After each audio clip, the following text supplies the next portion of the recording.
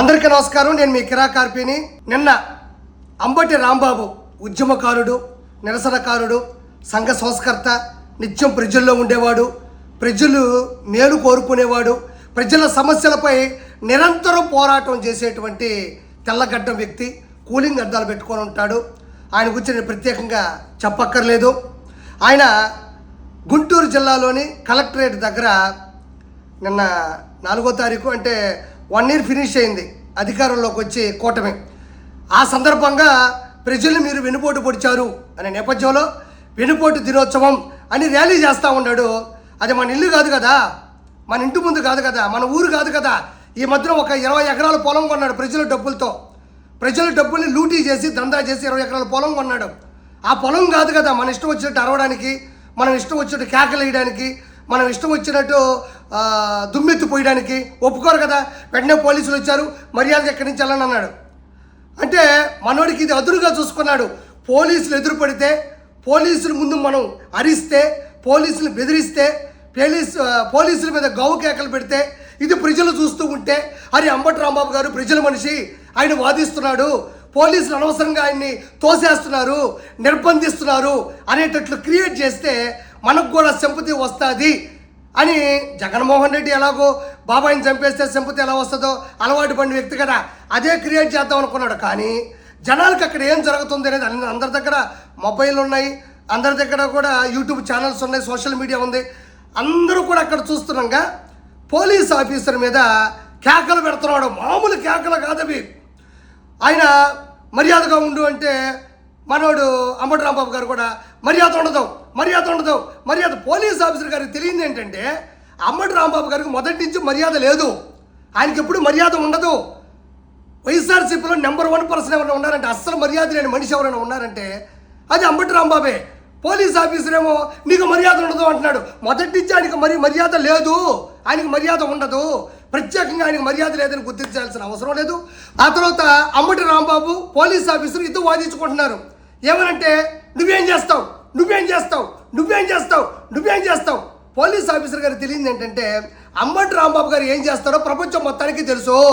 3 కెమెరాలు పెట్టి వీడియోలు చేస్తూ ఉంటాడు, ప్రపంచంలోని పెద్ద పెద్ద కేసులు వాదిస్తూ ఉంటాడు, గంట అరగంట అని చెప్పి సంచు సుకన్యాల చేత మసాజ్ చేయించుకుంటూ ఉంటాడు. పోలీస్ గారికి తెలియదు అనుకుంటే ఆయన ఏం చేస్తాడో మాకు ప్రజలందరికీ తెలుసు. ఈ 3 ఆయన చేస్తూ ఉంటాడు. ఇక్కడ ఇంతకుముందు అన్నట్టే మర్యాద ఉండదు అంటున్నారు. ఆయనకు మర్యాద లేదు అన్న విషయం బయట చెప్తే మనం నమ్మక్కర్లా. ఆయన సొంతలుడే ఎలక్షన్స్ టైంలో బయటకు వచ్చి మా మామ ఒక దొంగ డకాయిట్టు, మా మామని నమ్మొద్దు, మా మామ చెయ్యని ఆకృత్యాలు లేవు, దయచేసి అతనికి ఓటేయద్దు, ఓడించండి అని చెప్పి చేతులు పట్టుకొని చేతులు పైకెత్తి మొక్కాడు. ఇప్పుడు అర్థమైంది కదా ఆయనకి మర్యాద లేదు. ఇంకొకటి ఏంటంటే ఇతని గురించి ప్రత్యేకంగా చెప్పక్కర్లేదు. అసెంబ్లీ సాక్షిగా ఆడపడుచుని అవమానించినటువంటి వ్యక్తి. అదేవిధంగా పోలవరం సంబంధించినటువంటి అంటే ఇరిగేషన్ మినిస్టర్గా పనిచేస్తున్నప్పుడు కూడా ఒక ప్రెస్ వాళ్ళు అడిగినప్పుడు సార్ పోలవరం ఎంతవరకు వచ్చింది అంటే పోలవరం ఎవరికి అర్థం కాదు, ఎందుకంటే నాకు అర్థం కాలేదు కాబట్టి అని జోకులు వేసినటువంటి వ్యక్తి.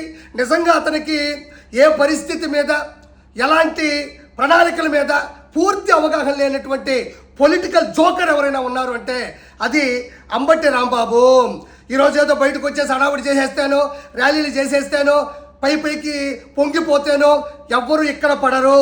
ప్రజలకి చంద్రబాబు నాయుడు గారి మీద పూర్తి నమ్మకం ఉంది. పింఛన్లు టైంకి అందుతున్నాయి, టిట్కో ఇల్లు వస్తున్నాయి, అన్నా క్యాంటీన్ల ద్వారా కడుపు నిండా అన్నం తింటున్నారు. అదేవిధంగా అన్నదాత సుఖీభావ కావచ్చు, తల్లికి వందనం కావచ్చు, అదేవిధంగా ఫ్రీ బస్సు కూడా అతి కొద్ది రోజుల్లోనే ప్రజలకు అందుబాటులోకి రాబోతా ఉంది.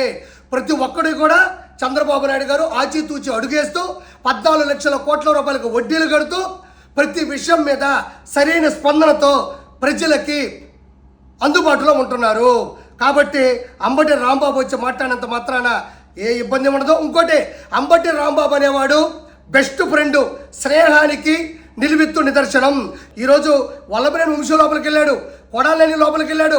అక్కడ వాళ్ళకి ఒంటరిగా ఉన్నారు, దోమలు కొడుతున్నాయి. ఏ ఒక్కరూ కూడా వాళ్ళు చూడాలనుకుంటున్నారు కానీ వాళ్ళ దగ్గరికి వెళ్ళాలనుకోవట్లేదు. కానీ అంబటి రాంబాబు అలా కాదు, పోలీసుల మీద తిరగబడితే, ఎగబడితే, అరిస్తే, దూషిస్తే లోపలేస్తారు నన్ను, వాళ్ళిద్దరితో స్నేహంగా నేను ఉండొచ్చు, వాళ్ళకి నేను తోడుగా ఉండొచ్చు అనుకోవడం, ఈ ప్రపంచంలో అంబటి రాంబాబు మాత్రమే ఆ స్నేహానికి విలువ తెలుసు. కాబట్టి అంబటి రాంబాబు అనేవాడు ఒక పొలిటికల్ జోకర్, ఒక పొలిటికల్ బ్రోకర్. అంబటి రాంబాబుని ఎవరో కూడా పూర్తిగా అవగాహన చేసుకోరు, ఎందుకంటే ఆయనకు అవగాహన ఏ విషయం మీద ఉండదు కాబట్టి. Thank you so much.